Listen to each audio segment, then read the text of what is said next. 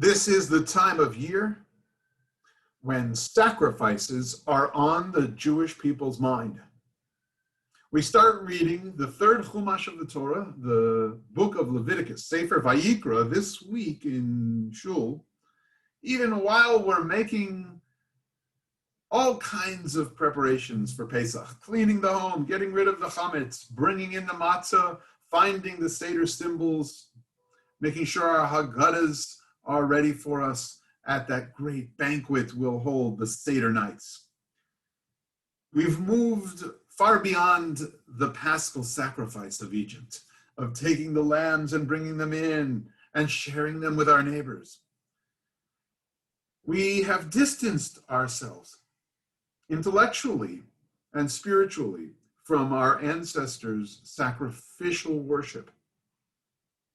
And so sometimes when the book of Leviticus is opened up in synagogue, when Vayikra is unrolled, there is a tendency to distance ourselves entirely from that kind of worship. There's a hesitancy to even relate at all, and a rejection, as a matter of fact, of the sacrifices for their seeming cruelty. Rambam might side with you if you thought that we should just leave them be. He didn't necessarily say they were meaningless, but to delve into their meaning, he thought, led to what he called hadhayan, delirium. He thought it would be prolonged madness to seek the reasons behind the various elements of the sacrificial cult and the sacrifices themselves. In his Guide for the Perplexed, in section 3, chapter 32, he explained that God established the sacrificial cult, not for its own sake, but simply because it was the only form of worship that people of the ancient world could really understand, with which they were familiar. In Aristotle's Nicomachean Ethics, that philosophy he espoused said that sometimes people don't make moral jumps, but hesitantly and at a slow pace. And thusly, the deities and people themselves devising religious ritual created sacrifice because they were so close to that animal world. They were so close to that world of plants, the wood from which fires would be built. They were in touch with the more physical world and beheld it in such, let's call it, wondrous vision. They had a little bit more radical amazement with the world around them. And when they took it to the sacrificial altar, it moved them into sacred mode, sanctification of life, and an encounter with life and death. Rambam, who knew the Aristotelian philosophy, quoted Aristotle's approach when it came to forms of worship that would be familiar, that the new Israelite nation took on in order to wean itself and move towards the more covenantally conscious spiritual approach of substituting for sacrifices.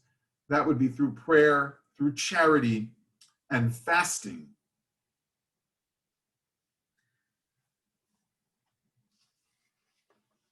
Opposed to Rambam's position, opposed to Maimonides' lack of investigation and deriving meaning from the sacrifices, stood Rabbi Levi ben Gershon, or Ralbag. He's also called Gersonides. A couple of centuries after the Rambam, Gersonides explained that he was not afraid to be called delirious. In his commentary on the chapters of the Torah already early on, including the sacrifices that Cain and Abel brought and that Noah brought once he left the ark, Gersonides started to find deep meaning and take to heart the intentions behind the laws and details of the sacrificial descriptions. He thought about the fire kindled with the wood and the plant matter and the animal life itself as representing various parts of the human soul. He thought about the blood and how the blood sensitized us to the life force within us and he who grants life, the Shekhinah, the indwelling presence of God, who breathes new life into the people Israel.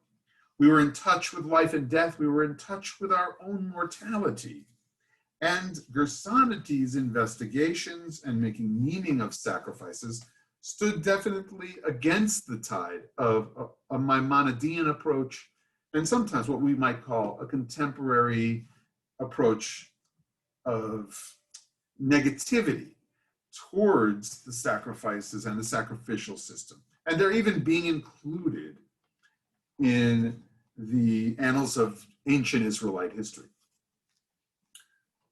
So as we seek to make meaning of the sacrifices this year in our read of Vayikra, and we understand that we sit here just before the Pesach Seders, let's look at that next part of the story of sacrifices, not the Genesis mentions of sacrificing, but the Pesach Mitzrayim experience, the Passover in Egypt experience of our Israelite ancestors. The individualized experience of the Exodus for sure was centered around that night that Israelites were told to make a lockdown of their own, a vigil, waiting for redemption at night. The Jews were told to take lambs, holy animals in Egypt, and to slaughter them and paint their blood on the doorposts. Seeing that blood, according to Gersonity's look, was to recognize the power of life and death, the God who grants life. And in the end, for Israelite religious outlooks, to see that all people's blood is as red as one another's. Blood is the great equalizer. Seeing the blood on the doorposts reminded the Jewish people that there might be a need to sacrifice Egyptian life now with the 10th plague. But in the end, life force, lifeblood must be protected. The blood on the doorposts, according to Rashi, in fact, was on the inside of the Israelites' homes, not on the outside. God didn't need to see it. God knew which homes to pass over. The inside lintel, painted with blood, was going to create the paradigm of splashing and sprinkling blood in the portable tabernacle and temples in Jerusalem later in Jewish history. The idea that we ate this sacrifice in Egypt, not only with our own family intimately, but we shared our bounty with our neighbors, as it said that the Paschal offering shall be eaten he and his neighbor in the book of Exodus. That said, include in your circle all those who are poor and in need, hungry, and might not otherwise be included in your nation. Reach out. You are a lamb in God's flock, and your destiny is as a flock, together, you and your neighbors. God will lead you as the great shepherd. You will be reminded that you have an emerging morality, a covenantal relationship with God will lead to a sacrificial system that reminds us that we must embrace ethical behavior, express our gratitude, and seek peace and share from our riches. The sacrificial system is based in the paradigm of the Paschal offering. And so Sefer Vayikra, the book of Leviticus, is really a continuation of the very home-based sacrificial ritual that the Israelites performed in Egypt. God's nation are like lambs, Samson Raphael Hirsch explained in his introduction to the Haggadah. Their destiny is intertwined one with the other. A Jewish society, one in which every person is counted as an equal partner in the partaking of the lamb. They are equal partners in all that they will pursue. Sacrifices were given daily in the tabernacle and in the Jerusalem temples.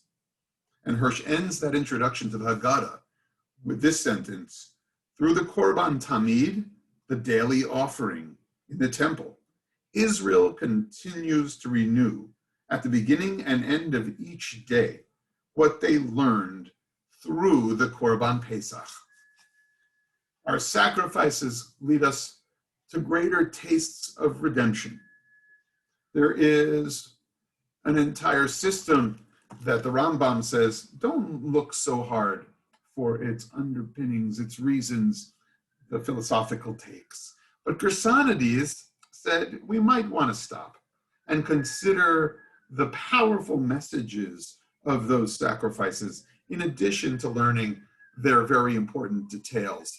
As we read through the Parsha and hear the repetitive patterns of how offerings were made, or the choices of animals that Israelites had to make, we forget sometimes about the powerful lessons we can reflect on when it comes to the sacrifices that were offered throughout Jewish history, from the time of Genesis to the Pesach story in Exodus, and to the national centers that we had where Israelites brought their sacrifices. On our hearts and in our minds this year, our sacrifices and all their meaning as we prepare for Pesach and our Seders. Shabbat Shalom and Chag Sameach.